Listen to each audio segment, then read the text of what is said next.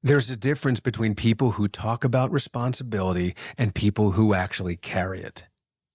In some professions, there is no hiding, no delegation when the moment matters, no blaming the market, the timing, or the circumstances. When the outcome matters, preparation shows up or it doesn't. And the standard is either met or it isn't. That's what today's conversation is really about. It's about how people think when the margin for error is thin, how they prepare when the confidence just isn't enough, and how judgment, discipline, and standards reveal themselves under pressure. This isn't a conversation about talent. It's not about titles, and it's definitely not about hype. It's about what it actually takes to perform when the work matters, and what the rest of us can learn from people who don't get to wing it. Welcome back to Eyes Wide. Before we jump in, I want to properly introduce today's guest. Dr. Jonathan Pirnazar is an elite ophthalmologist and one of the premier eye surgeons practicing today, both within NVISION Eye Centers and across the field more broadly. He operates at the highest level of ophthalmic care, where precision isn't a buzzword, outcomes aren't theoretical, and trust is earned one patient at a time. At NVISION, that means delivering excellence at scale while never losing sight of the individual responsibility that comes with every single case. What stands out about Jonathan isn't just technical mastery. It's the way he thinks about preparation, judgment, and standards in an environment when there is no margin for error. This is someone who doesn't get to rely on confidence alone. The work has to be right. NVISION is known for attracting and developing elite clinical talent, and Jonathan is a clear example of what that standard looks like in practice. That combination, elite skill, disciplined thinking, and real accountability, is exactly why I wanted him on the show today. Dr. Pirnazar, I appreciate you being here. Oh, you're too kind, my friend. Wow, I'm going to have you talk at my funeral. You got it. That's a deal. The way you look, there's no chance that you're going first. Oh my God. That's awesome. Great to be with you. Thank you. You know, what's funny, when I first met you, I was like, oh man, I mean, look at this guy. And I was thinking, like, if there was a nip tuck, like if FX did a nip tuck show about an eye surgeon in Newport Beach, California, I mean, you would be the guy. Dude, Christian, I think his name was Christian, wasn't it? Yeah, Christian Troy. Yeah, Christian Troy, dude. Great show. Love the show. I watched it before I was married and then after I was married. So yeah, there you go. I mean, if no one has approached you yet, if no one from Bravo, one of the reality television, if they haven't approached you yet, then it's something that we're gonna have to do on our own. Craig, I'm going to pay you extra now. Come on, let's get going. No, I mean, I love it. I'm so happy to work alongside you, if I can say that. I love getting to, like, I get inspired by you. Every patient that I've ever talked to that has had surgery with you, I mean, just speaks volumes to what you provide to the company and to the patients. Well, you know what? We try. And again, I think when we're seeing patients and when I'm seeing patients, I'm always trying to be I treat them as like a friend. We're going to be on this journey together. I'm going to get you to where you want to be. And most of the time, I can get them happy with just one surgery. Sometimes they need two. Sometimes they need a little bit more. But I'm always telling them, listen, we're going to get you there. I'm going to hold your hand. I'll make sure we get you to this end game to make you really happy. So that's always my goal, to get them as happy as possible. So why, I mean, I would imagine that you had your choice to do whatever it is you wanted to do. Why ophthalmology? Well, it's the only thing they let me get into, first of all. I don't believe that at all. Oh, man.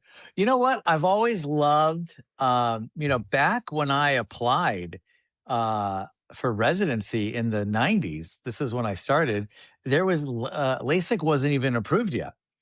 So when I got in, LASIK had just come out in like 1996. So that's when I started my training. And again, no one really thought about LASIK as what it is right now. Mm-hmm. It was mostly cataract surgery, cornea transplants, things like that.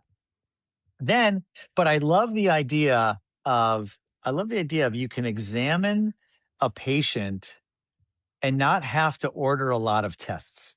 You can examine them, look at them, spend 5, 10 minutes examining their eyes, talking to them, and you can really diagnose the problem within that 5, 10 minutes. You don't have to order a CT, MRI, Yeah. X-ray, blood work, stuff like that.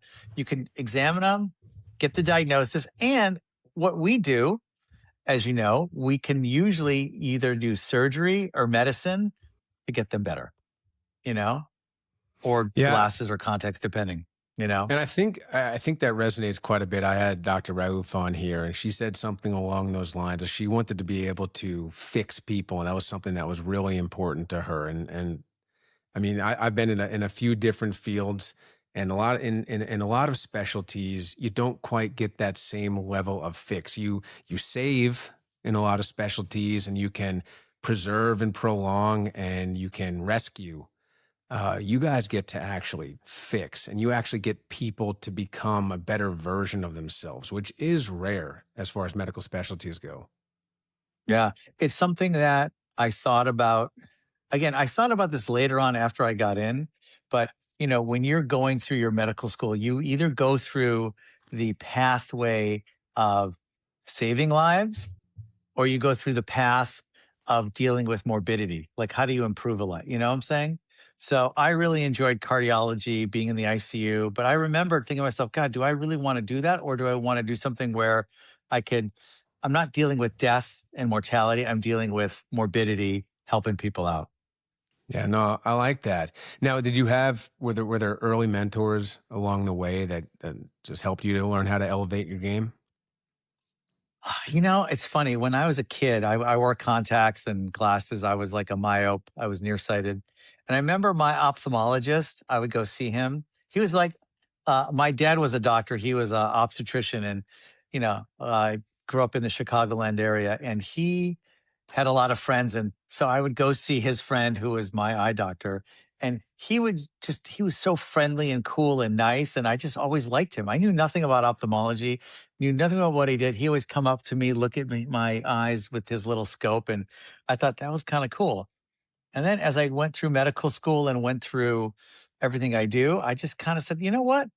This is a cool field. And then you Yeah. start doing research in it. You start seeing what you like. Cause my problem is I liked everything. I liked medicine. I liked cardiology. I liked immunology. I liked ophthalmology. I even liked OB-GYN, but I said I would never be an obstetrician because my dad worked too hard. He was a solo OB-GYN That waking up in that's a all hours of the night. that's a tough gig, That's man. a That's a tough part, tough yeah. gig.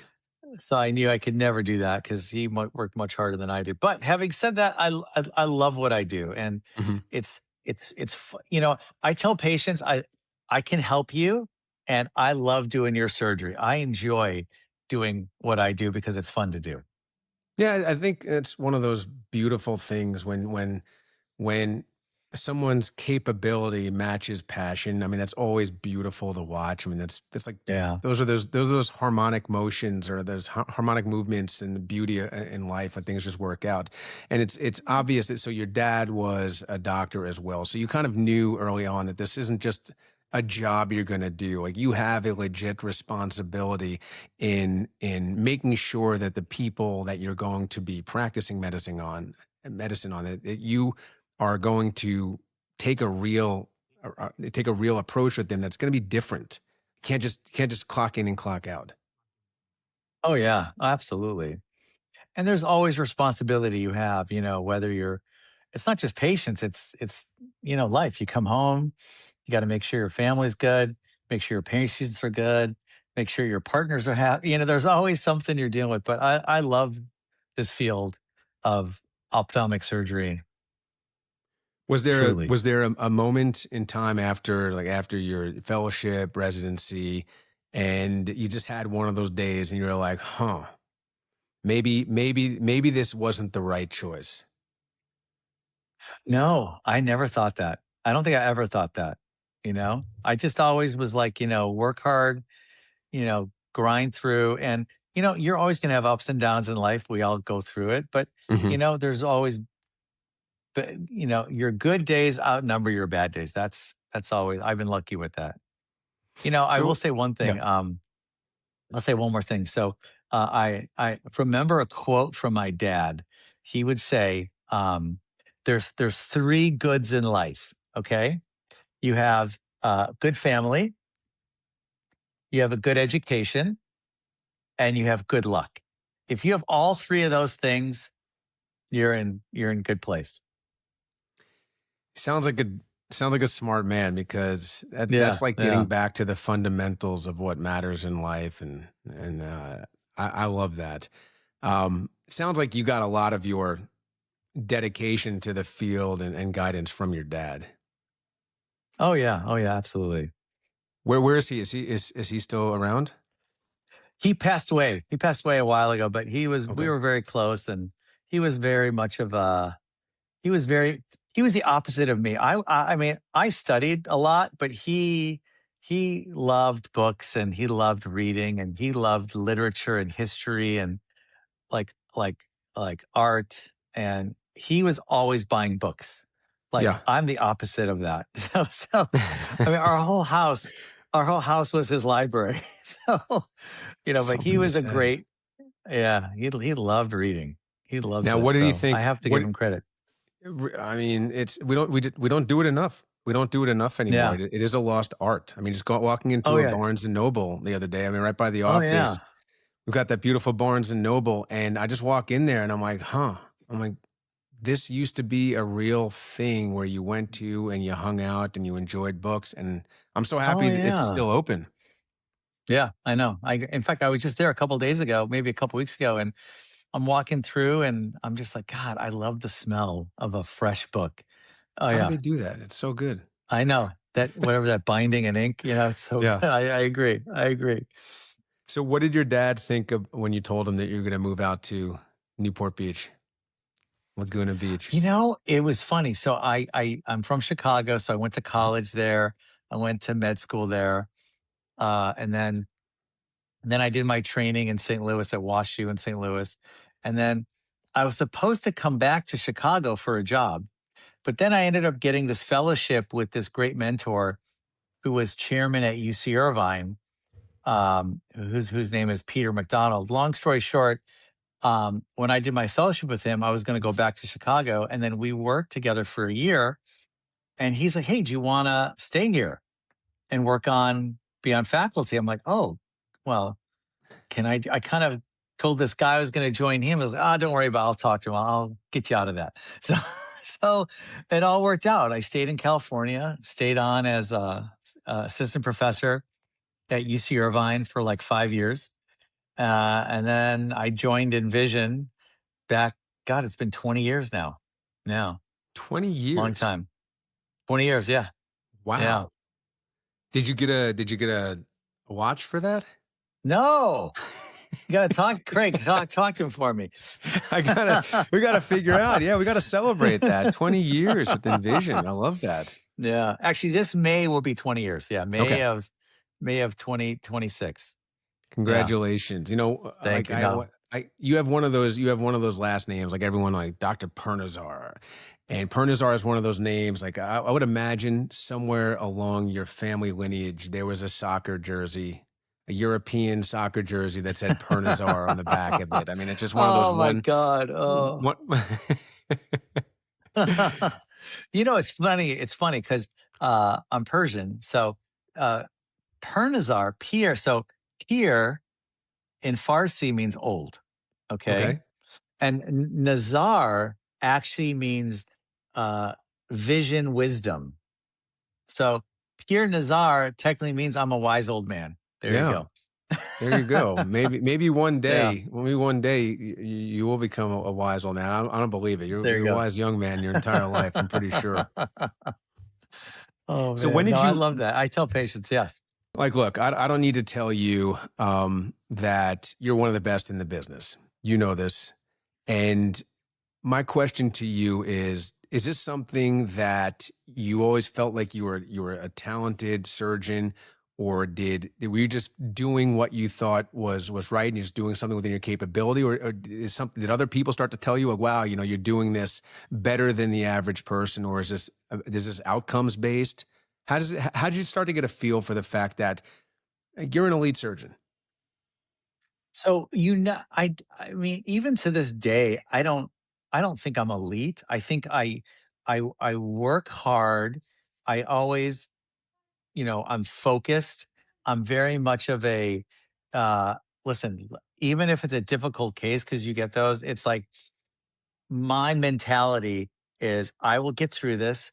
I actually, when I'm having a hard time with anything, I actually kind of smile internally and a little externally. And that makes me feel positive Right. to plow through if I need to. Now, having said that, no one ever tells you you're great. And if they tell you, you just don't believe them half the time because, oh, you're great. I'm not, you don't believe it. I don't. But I will say this, though. I do try. Um, it's funny. I want to say maybe 22, it was more than 20 years ago. I saw this in the throwaway magazines for ophthalmology.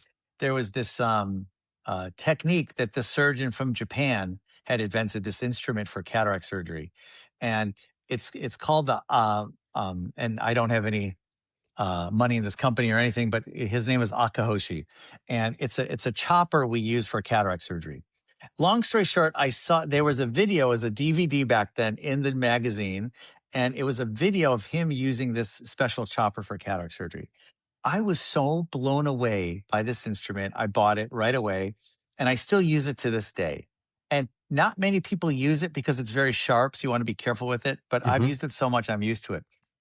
But this little instrument has made me such a better surgeon. And I happened to run into this thing by chance in a throwaway ophthalmic magazine, and I happened to look at the DVD, and I never look at DVDs in these throwaway magazines, but I happened to do this day. And this, I can say honestly, helped me become a better surgeon. That's awesome. I'm going to say for the Yeah. younger listeners listening to this podcast, a DVD was something that we used to actually watch movies on. Right. Yeah. Right. I know. Oh my God, you're right.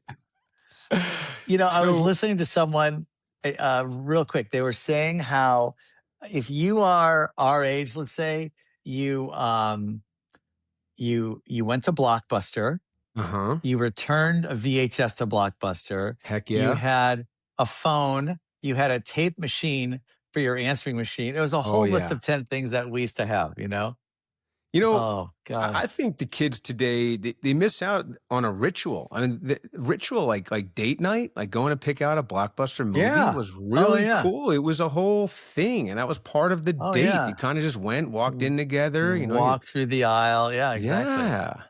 I agree That's with you. and I agree. kids just sit there and like I've got teenage daughters, and they'll have friends over, and they'll be looking, trying to decide which movie to watch. And like one person's looking, maybe one person's paying attention, the others are just on their phones. They're okay with listen. We're watching whatever they pick. It's not like that big of a deal. And you missed the whole idea of like, all right, yeah, we really want to watch this.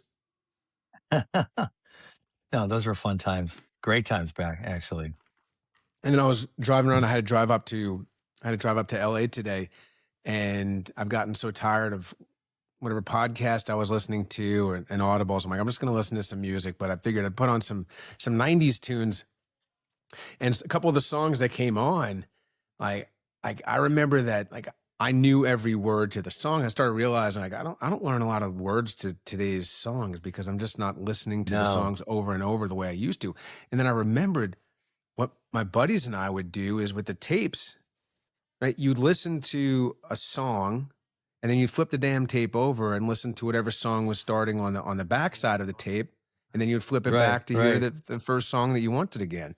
And so I would hear the right. same song over and over and over again. That was, again, that's another ritual. These kids just have everything given to them now. It's whatever you want, you get. Oh my God. It's so easy for them to get music. And I don't, and I'm like you, I don't listen to any current music today.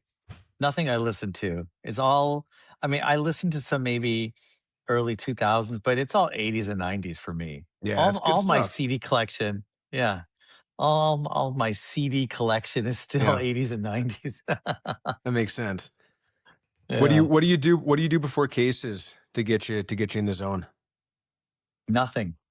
I just I make sure I have a cup of coffee and that's it, you know? Any music? I But I will say this though, no, it's funny. I do play. We have a bunch of Alexas in every operating room, whether it be LASIK or cataract, and every day I'm playing. Well, anytime in the operating room, I ask the girls and the guys, "Hey, what do we listen to today?" And it'll either be 70s, 80s, 90s hits, or 80s, or it'll be like the Killers radio, Muse radio on Pandora, something Well, like that that. works. You know, Journey You know, radio. I'll do that. Yeah. oh yeah, all those Van songs they Halen put. radio. Yeah. Yeah, they're all. It's like it all put smiles on your faces, man. It's all good music.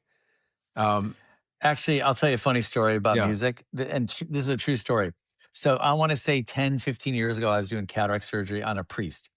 And back then we were playing just the radio. We didn't have an Alexa. So just playing whatever rock Hmm. station was playing. And during his surgery, two songs played, and I'm not kidding. Oh boy, First here we one go. was Losing My Religion by REM. Second song was Running with the Devil by Van Halen. So I was so like, and he couldn't hear it because he was a little bit out of it. Hmm. And I remember Oh, he telling heard it. him but I saw him the next day and I said, I got to tell you the story. And I told him and he loved it. He's like, I got to put that in my next sermon. That True is great. story. I love that. Right. So Oh, is it frustrating? Because you mentioned like LASIK industry blowing up, and you mentioned cataract, and there's a lot of different nuances to different eye procedures, the procedures that you are doing. New tools come out, innovative therapies come out.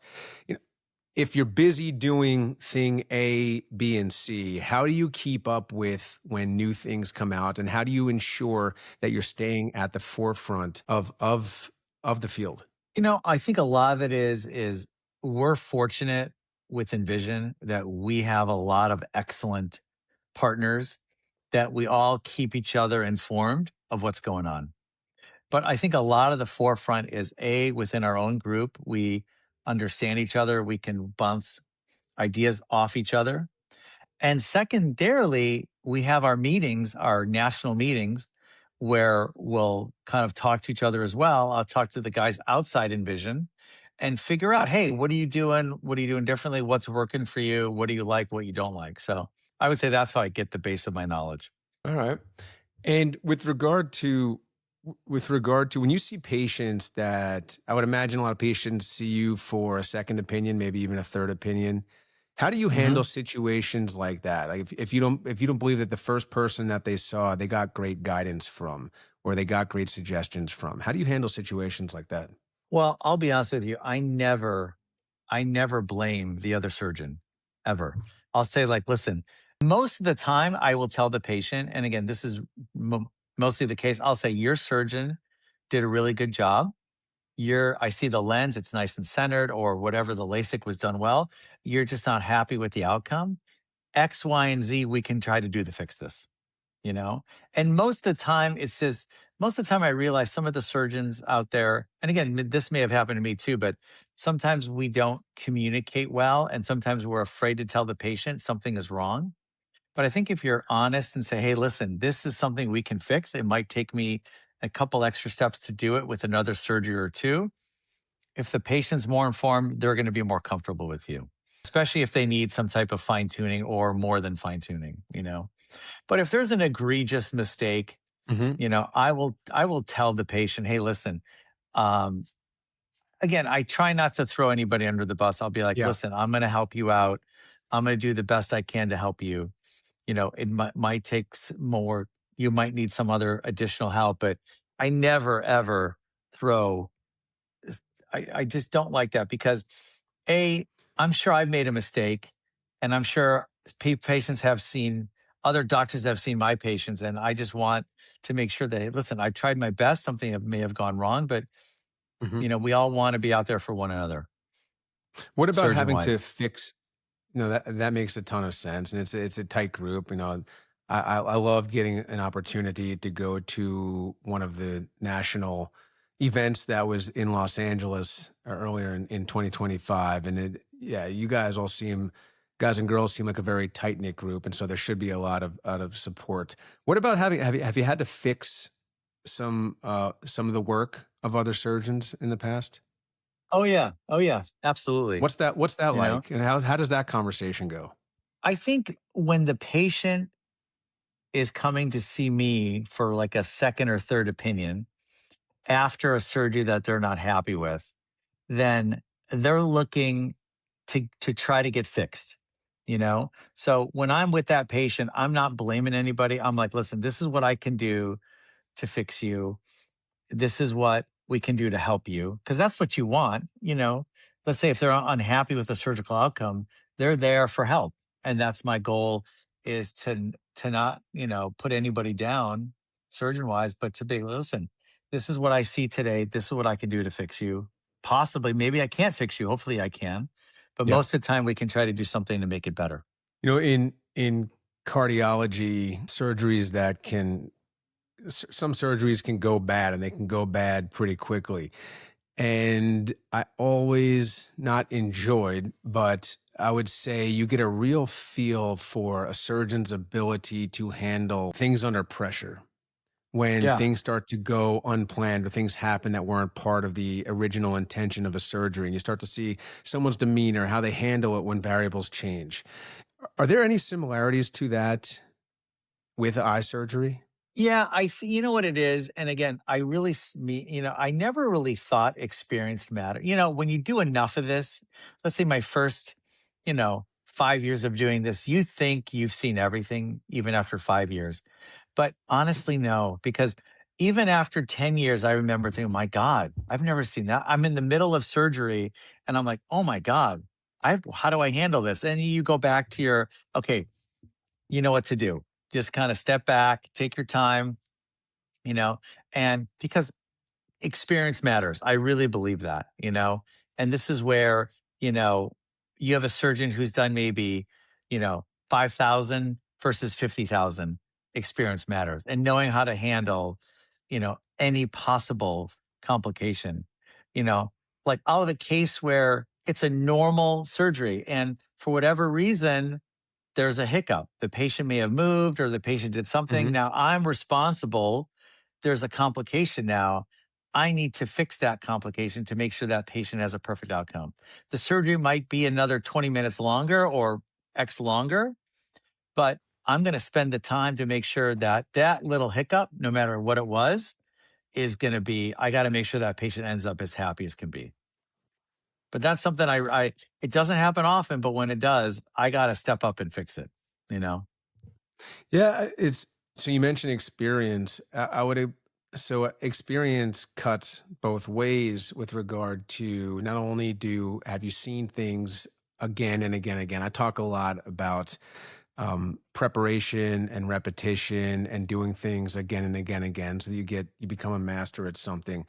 And when something doesn't go as planned, you kind of want that to happen as well, because you want to get experience dealing with things that happen that aren't as planned. So there's a difference between someone that's seen a ton of great procedures, but you also want to make sure that the person who's working on you has also dealt with some setbacks surgically before, and knew how to overcome, knew how to fix it, knew how to make things right in situations like that, to know that a surgeon's not going to panic and things aren't going to get a little bit crazy. Yeah.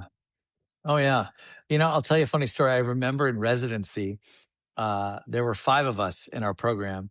And there was a girl in our program. She was an outstanding surgeon. Great, great person, great surgeon. And I remember throughout our entire residency, she never, what we call in cataract surgery, breaking capsule. So the capsule that holds the new lens, she never once broke it during residency.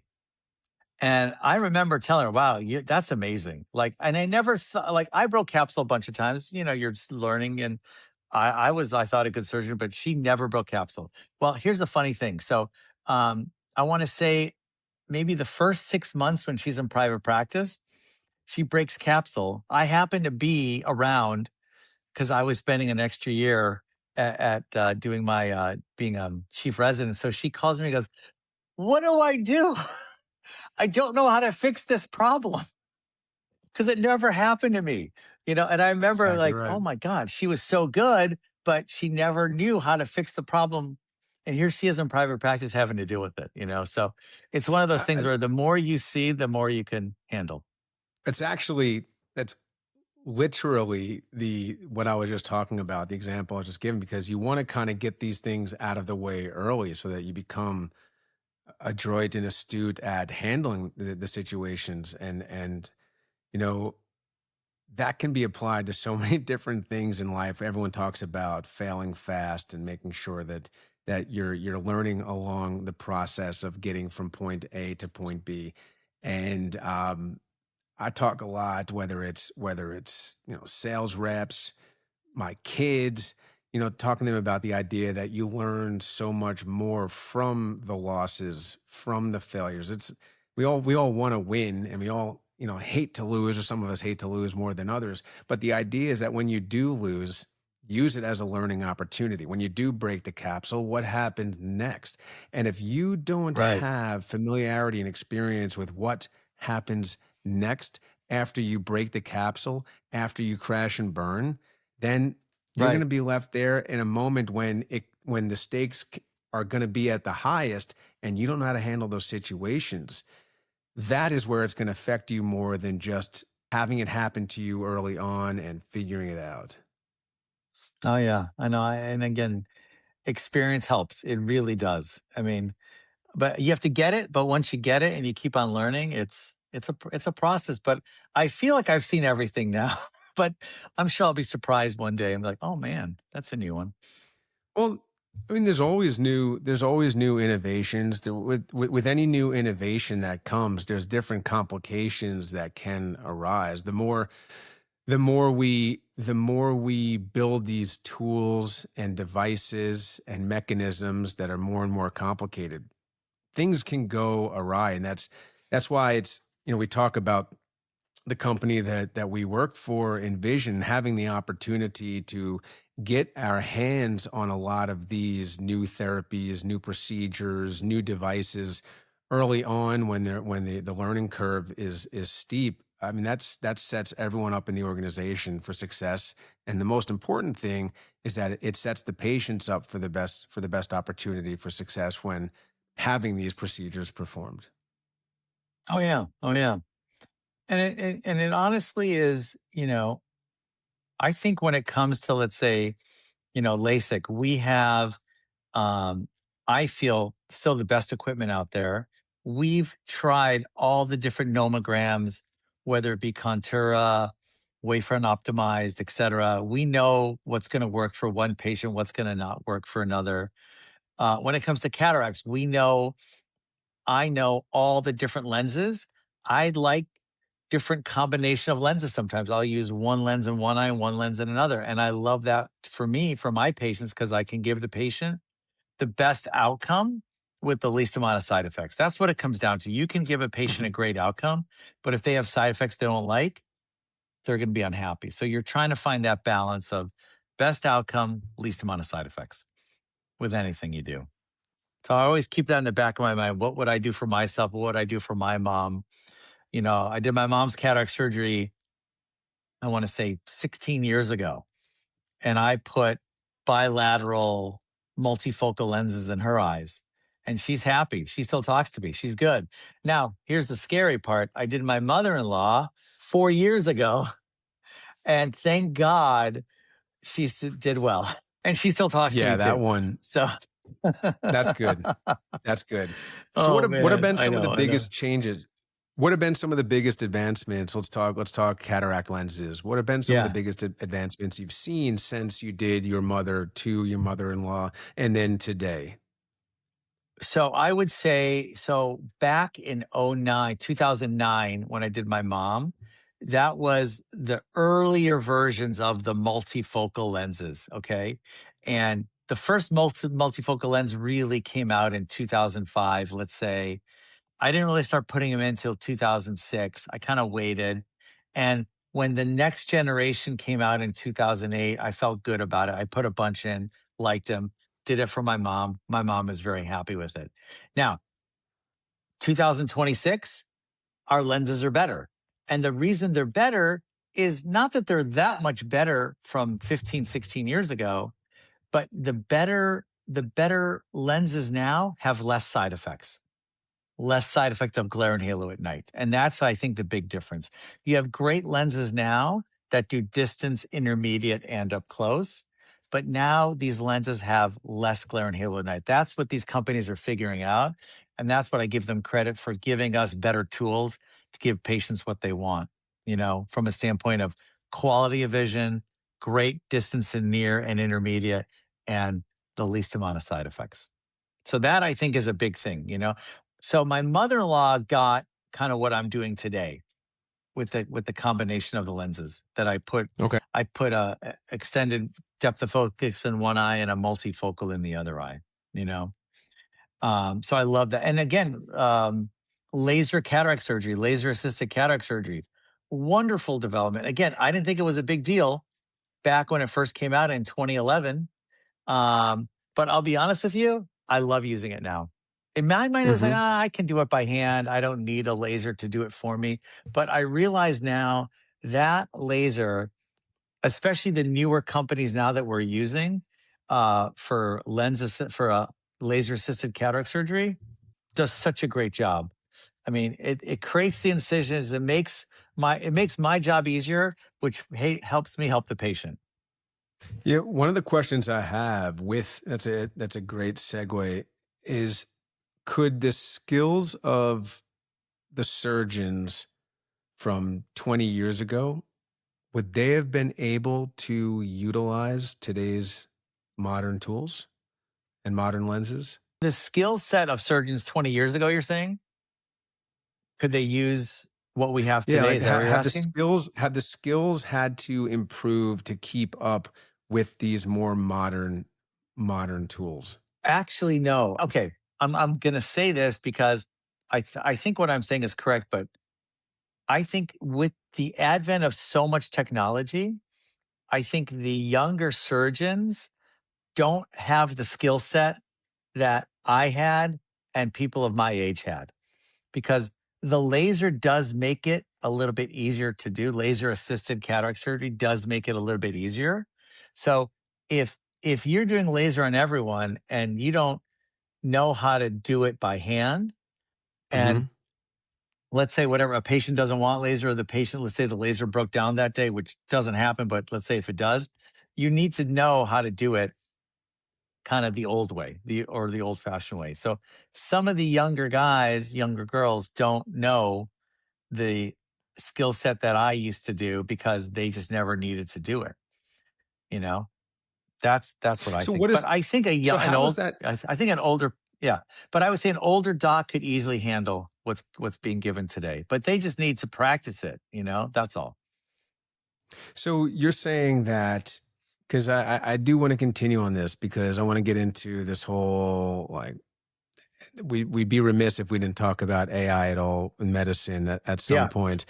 But this is, I still want to hear more about this, because on one hand, the laser, the new technology, as far as I would call that like a delivery system, if you will, for the Hmm. lens, or maybe that's not accurate, but the technology has improved and made it so that people that didn't have the like apex talent set are able to still perform very precise surgeries at this point. So the technology is making up for any kind of shortcomings with regard to talent and ability.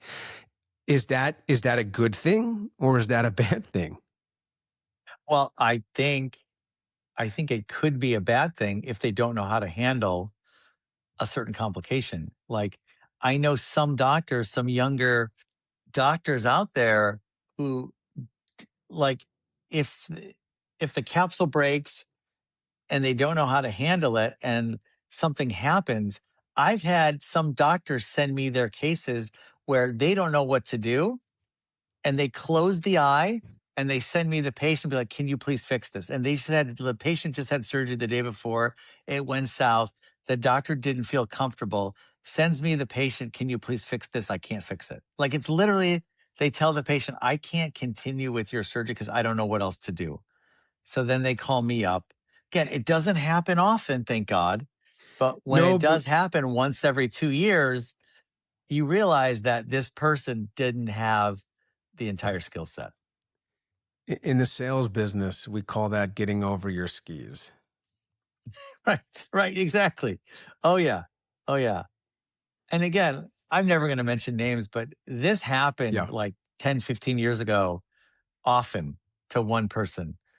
And and he or she would call me all the time, at least twice a year with something.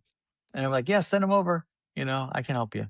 You Yeah, know? so I think that's a little concerning with regard to not only just ophthalmology, but medicine in general. You've got all of these robotic assisted surgeries that can take place right now, and in a perfect world, everything's going to work perfectly. And I would Yeah. imagine it's going to allow, um, I don't want to use the word mediocre, but less talented individuals will have the ability to perform very complicated surgeries well above their means because of the aid and the use of this technology, this robotics, this AI, and so that does concern me a little bit because not every case is going to be perfect, and for one, I don't want to be stuck in that one situation where Right, something was happening that right. wasn't optimal, and the person in there didn't have the ability or the chops to be able to navigate that situation on their own because they've become so reliant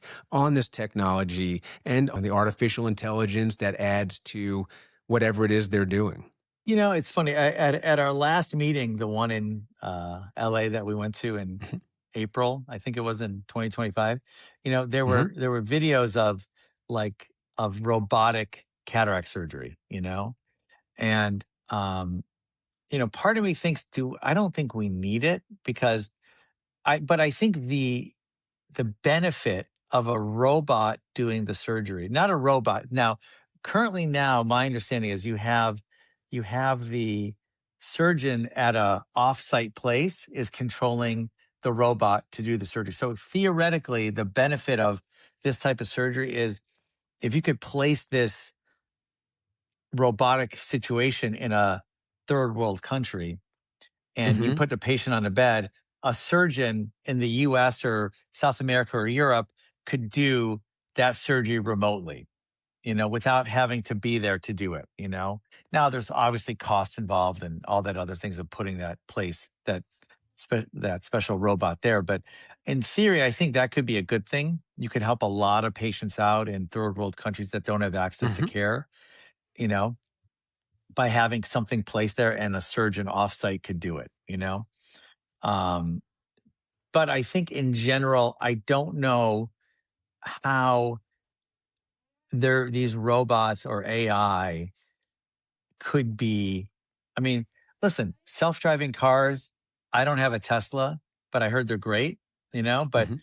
uh you have the Waymos, those seem, Yeah. but again, Oh, I no, the still Teslas, don't I'll tell trust you them. right now. I'll tell you Yeah. right now, Yeah. Tesla Yeah. is going to Yes. make crappy drivers. Yes. 100%. It is not anyone who wants to debate me on this, have at it. Yes.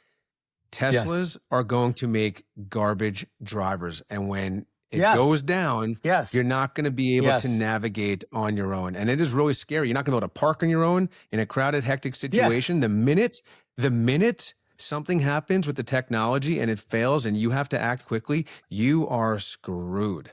That's exactly the same thing. Yeah, we're on the same page there for sure. Mhm. Absolutely. That's funny you brought that up because I don't use a self-driving car, but I know a lot of my partners do and they love it, you know? Yeah. But I don't know. Oh, I still don't know. I still like driving. I still like driving. I really enjoy driving, and the Teslas drive really well. So I have one, and it's very fast and it's fun to drive. The reason why you use the automated driving is so that you do other things while you're driving. It's basically like having a personal Okay. driver. So Yeah, I yeah, mentioned I was yeah. up Yeah, in yeah. Los Angeles. So if you set it up correctly, and hopefully the Tesla police don't come after me for this, but if you have a mount and the cameras see your eyes up, you can be on your phone the entire time as long as your eyes are up. And if you put on some Oh, sunglasses, interesting. you can Got it. literally, Okay. you can do whatever it is you want. You do not have to drive at all. And that is against the rules, obviously. And I don't want to, you know, I'm not trying to get in any trouble here, but Right. that is the Right. beauty of Right. the automated driving. It's you can I haven't done any other brands automated driving, but with the Tesla, you can, while you're in a parking space somewhere, you can click that bad boy down and navigate to home, and you don't have to do a thing. You can check out. Really? That's that good. Wow. Wow. I've heard I that. know people that Yeah. have sunglasses on and they will catnap. Oh, oh man. That does scare me. I'll be honest with you, but that's good to know it works. I mean, God forbid it still works, and I'm sure it's going to get better and better. Oh Yeah. man. First few times you That's use it, it is a leap of faith. It is yeah. like, Yeah. Leap holy of faith. hell. Yeah, exactly. And God forbid you have your mother-in-law in the car when you use it, she will flip out. I Oh promise my you that God. much. Because Oh it man. does move, it does have to move abruptly sometimes. So there are some situations where it's it's fixing itself. Oh But man, anyway, that's funny. Oh anyway. man.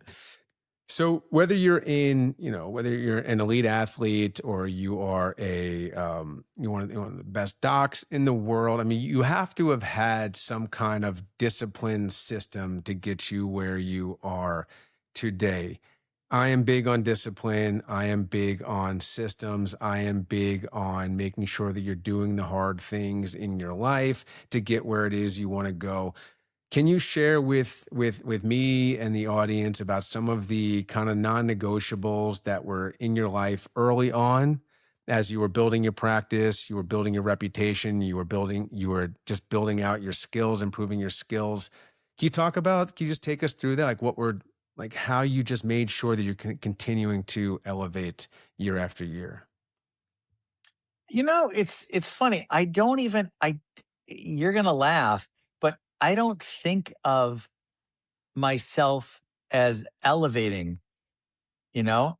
I honestly I think because I love what I do, I enjoy what I do. I enjoy doing the actual surgeries. In my mind, I just think of it as like, hey, I'm here to help patients. I know I can help them, So I just think of it as, hey, I'm coming to work. I'm enjoying what I'm doing. Uh, I can help a patient out, let's say 90% of the time. And in my mind, that's it. I don't, I don't I don't try to overthink it, you know? In my mind, I know I'm good at what I do and I have to, but I don't but I'm humble. I don't say that to anybody. I just kind of think, hey, I can handle this, And that's it. I don't think of it as any other way. I really don't. I don't spend like I don't meditate. I don't do anything else. I come home, spend time with my wife and kids, and I go to the gym at night. I work out at night. That's my time for me, you know, and and that's it, honestly. But I'm very lucky. I have to say this again. That was part of the good luck, good education, a good family. I'm very lucky. Mm-hmm. The staff that we have, the staff that I have in the offices that I'm at, I have been very, very fortunate to have great people with me. And what I've realized over the years, people come and go. Staff will come and go, and even when I had the best staff I've ever had and they've left me, I've always been lucky to find someone to replace them, you know? So that makes me very lucky from that standpoint, and I enjoy going to work, People and I've talked about this with my partners. I try to show everyone respect in the office, and I try to acknowledge when they work hard, you know? And they appreciate that, I think, So a happy person working for you is going to make your life much easier. I think so. You mentioned, I love that you shared with us the three things your dad told you that needed to be basically in check for your life, or make sure that you were hitting on in order to have a good life. And I think the idea of luck. You are lucky because, most importantly, you're lucky because you found what you love. And I think that's one Yeah. of the most Yeah. important takeaways and lessons from this is that when you are doing what you love and what you're passionate about, that everything kind of just grows with you, develops with you. It's not stressful. You don't feel like you're doing something you're not supposed to do. It doesn't feel like quote unquote work. Um, you Right. are just enjoying going after it every single day with a smile on your face. And it shows. It shows to vision. It shows to your patients. You mentioned your staff. I know your staff all love you. And so, kudos to you. We need more people in this world like you that truly love what it is they do because you know this, and I definitely will say that I know this. You know when someone is not in love with what it is they're doing. You can see it. Yes. Oh It yeah. comes through Oh yeah. very plainly, and it is. It's off-putting, and it's not healthy for the person. Whether it's in a customer service thing, the customers don't get a good experience, and you're just not happy. And life is too gosh damn short to be Yeah. doing something that makes you miserable. And so, man, if there's an underlying theme with regard to this episode, I think it's really important to find what it is you love, and then you never feel Yeah. like you're Oh working. yeah. As cliched as that may sound, I think it's really good advice. No, I agree. Last thing, I like I yeah. said, I enjoy what I do, and I'm, like I said, very lucky to So be where last I'm thing, at, last you thing, know? last thing I want to ask you is what advice do you have for either, because how old are your kids? 19 and 17. 19 and 17. And so I'd love to hear the advice you're giving them for business, for life. I would imagine you've talked about the three things. I'm Yeah, sure you've yeah, yeah, handed, yeah, yeah. I'm sure you've handed that Absolutely. down. You know, I think of advice that I've given them, not recently, but advice when they were a lot younger. It's something that I always remembered. Like maybe I think my dad may have told me, or maybe I've thought it myself, but I just remember, please do not ever put anybody down. Like as much as you might be upset, as much as you might be angry, never ever be a bully, never put someone down, never hurt someone's feelings intentionally. You know, like you said, life is too short. Don't be an ass, you know, always try to be good, you know, uh, and then you hope the rest follows because we know there's not a lot. There are some people out there that are not good, you know, and you get them out of your life. You don't deal with them. But again, I'm not going to treat that person, even though they might be disrespectful to me and my family. I'm not gonna deal with them. I don't engage with someone at that level. I'm not going to engage with them. I'm going to disregard them and move on. That's one advice I've given my boys. To be respectful. Don't put anybody down. That's what I tell them. Um, and again, I think I've had the mentality, and this is something I've always in my own head. I always say, work hard, play hard. That's, you know, you work your ass off, you study hard, you do what you can to be your best, but you also don't forget to have a good time too. That's that's the advice I give my kids. you know? Yeah. Like don't get too caught up in it, because if you don't take the moments to quote unquote play hard as well, I think you kind of just you get caught up in this hamster wheel of life, and before you know it, years have eclipsed, and yeah, you've accomplished something, but have you truly enjoyed it? Have you Right. truly Oh yeah. relished in the accomplishment? Have you actually gotten something out of the life that you're creating for yourself? Oh no, I agree. I mean, what advice do you give your kids? Oh gosh. I mean, it's so hard. It's hard, So I right? have It's two like because daughters. they don't It's listen. so They hard. don't listen to us. No, and it's like, I'll have these podcasts. Neither of my daughters have ever listened to any of my podcasts. Neither of my daughters have ever I forced them to listen to a couple keynotes that I did, and they are so checked out. So the minute I start to like really like hone in and want to like show something and give some real Right. wisdom and advice, they shut down so hard. And they'll just mock me. They'll be like, "Oh gosh, here we go. You're going to give another life lesson." They don't want to hear a thing from me. Oh, that's great.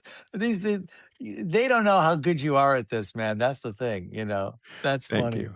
Oh, man. Dr. Pirnazar, I just want to thank you so much for joining me for this episode of Eyes Wide, the podcast.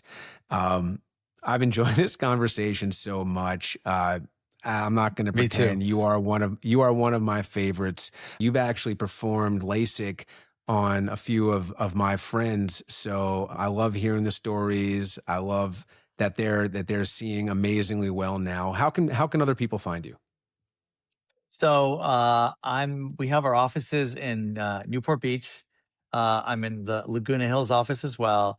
And I'm also in the Inland Empire in the city of Ontario. So we perform LASIK there, cataract surgery there, cross-linking, Evo ICL, Smile, PRK. So we try to help patients with their vision correction needs. Not one procedure is for all. That's why we're experts at a lot of different procedures to get patients where they want to be. Well, we have a ton more to talk about because I really want to hone in. I'd love to have you back on, if you will. I want to really get into 2026 and the outlook on vision care and how the focus, no pun, is shifting a little bit with Yeah. regard to the different modalities out there. And I know that people would there's few people that people would want to hear from more than you. So I hope to have you on again soon. We can talk about some of these Um, new therapies coming out in vision correction. I love it. I would be totally my pleasure. It was very fun to do this, actually. Awesome. So here's what stands out to me after this conversation. Excellence is quiet. Preparation is invisible, and responsibility doesn't announce itself. It just shows up when the moment arrives. What separates professionals like Dr. Pirnazar isn't intelligence or confidence. It's the respect for the standard and the humility to prepare like it always matters, because it does. Whether you're holding a scalpel, leading a team, sitting across from a client, or building something that carries your name, the margin for error is smaller than most people want to admit. And the people who win long term, they don't just rely on talent. They rely on discipline. I'm going to go ahead and close this episode the way I close every episode. But before I do, I just wanted to give thanks for those of you that have checked out the podcast, that have been listening, that have been following, that have subscribed, that have shared with friends. Thank you so much from the bottom of my heart. It means the world. If you've been liking some of the content we've been putting out, go ahead and let me know. If you haven't been liking some of the content we've been putting out, please go ahead and let me know. I just want to hear from you. I just want to hear what's resonating, what may not be resonating. But again, most importantly, I just want to thank you for being here, checking out the podcast. And I'm going to continue to put these out on a bi-weekly basis as long as I possibly can. And so I'm going to close this, as I said, like I close every single episode, and remind each of you that are listening, that are along in this journey, that this life is what you make of it. The future you is waiting patiently to meet the current you. Continue to work to find your tomorrow in today and keep the promises you make to yourself. Until we meet again, eyes wide, see everything. Goodbye.